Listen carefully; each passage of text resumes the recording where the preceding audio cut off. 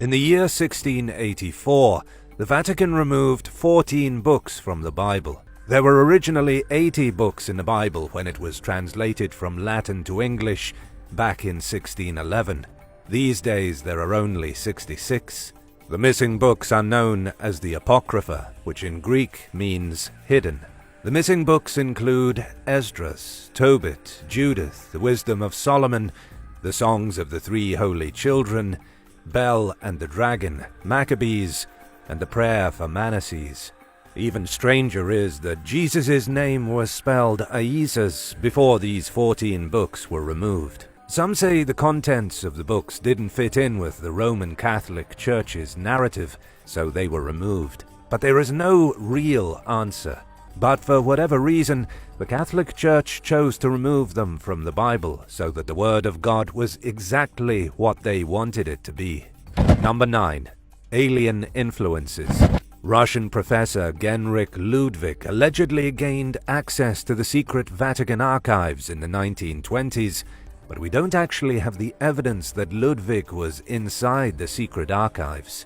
The story goes that Ludwig was allowed into the archives, where he discovered over 53 miles, 85 kilometers of shelving and 35,000 volumes of catalogues. There were papers that discussed how aliens had influenced all the most ancient civilizations of the world. In the 4th millennium BC, the Sumerians went from a bunch of primitive hunters to building walls, laying down irrigation canals, and coming up with a writing system. It could very well be that the aliens helped them, and that the Vatican has known about it all this time.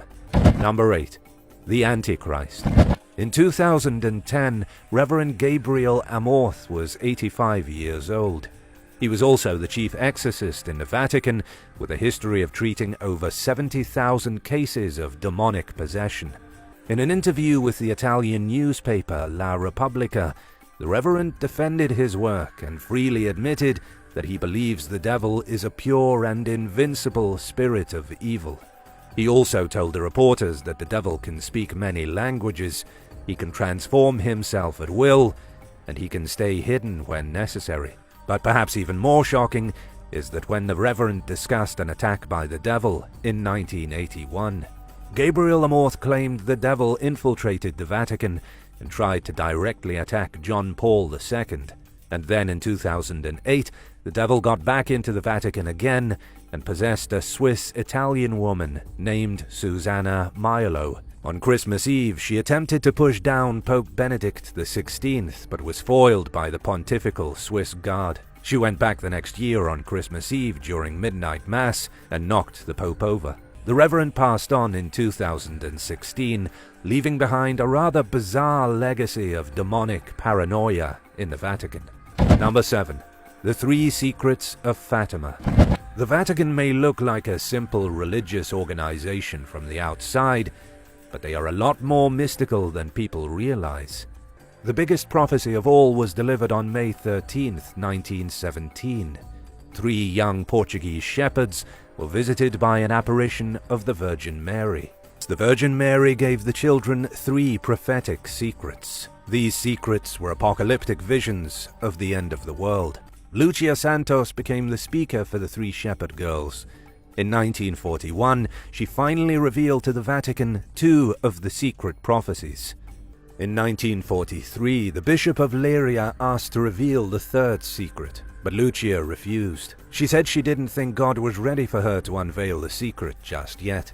But later that year, the bishop had enough and ordered that Lucia write it down. The first secret was revealed by Lucia in her memoir to be a vision of hell. The second secret had to do with World War I and World War II. She predicted World War I would end, but that another war would quickly follow, should men continue to offend God. And in that, she was right. The third secret is hugely controversial.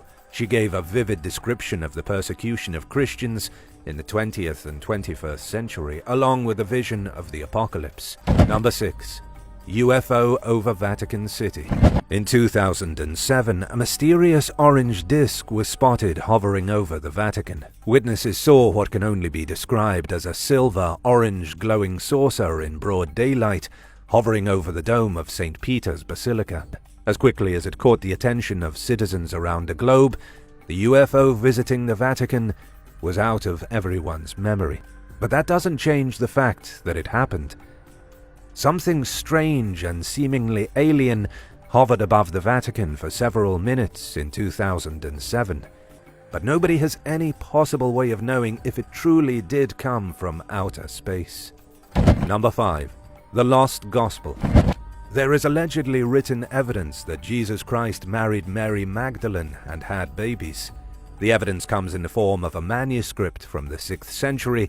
The manuscript tells a story of Jesus Christ as a single person who fell in love with Mary Magdalene and had some babies. Also, the manuscript paints Mary Magdalene as the daughter of God and the co-redeemer of humanity. But this obviously wouldn't have sat right with the Vatican, who wanted to whitewash Jesus and turn Christians into prudes. Number 4. Profiting from hypocrisy. The Vatican prospers frequently from things they don't believe in. As an example, you probably didn't know that the Vatican invested millions of euros in getting the film Rocketman produced. This seems like a conflict of interest, considering Rocketman was a film about Elton John finding happiness in his marriage to his husband David, a relationship extremely frowned upon by the church. But even though that's what the movie was about, the Vatican had no problem investing roughly $1 million in getting it made, so that they could get a piece of the pie. Number 3.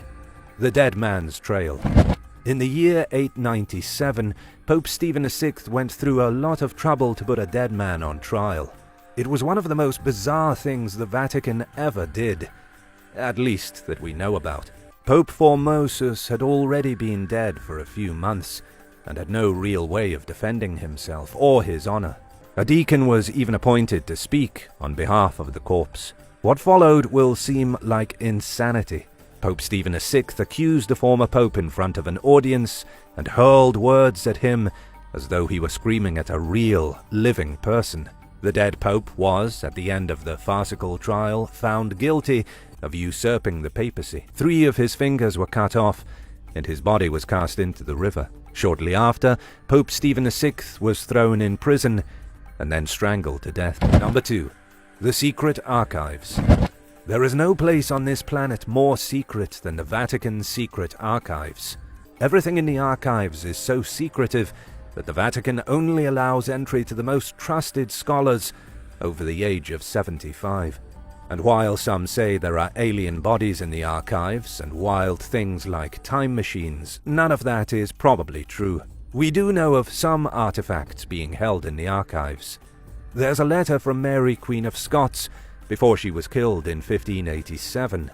There are documents relating to the excommunication of Martin Luther. Anything important relating to the church over the past 1200 years can be found in the archives. Number 1. The highest crime rate. There's one thing about Vatican City that they don't advertise to the tourists.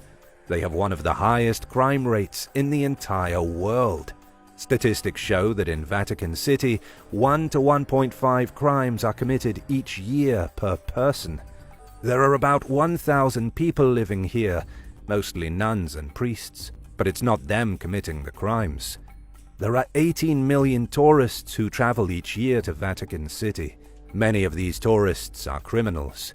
When you stack the pickpockets and shoplifters up against the actual citizens of Vatican City, the crime rate goes way up. Yes, Vatican City has the worst crime rate in Europe. However, it's only because, along with being a hub for religious pilgrims, it's also paradise for petty criminals who want to steal your wallet.